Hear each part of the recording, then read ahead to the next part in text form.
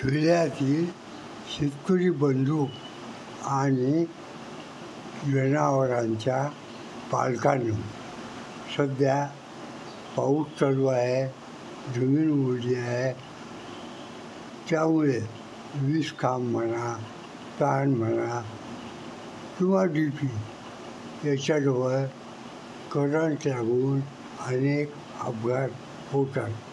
त्या संदर्भात ही तेलाऱ्याची बातमी. तेलाऱ्यात विजेच्या झटक्याने इस्माचा मृत्यू.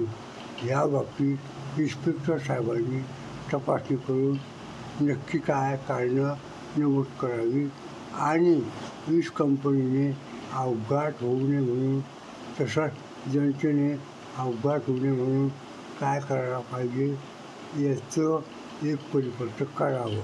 हा शेख रामदास खंडागळे.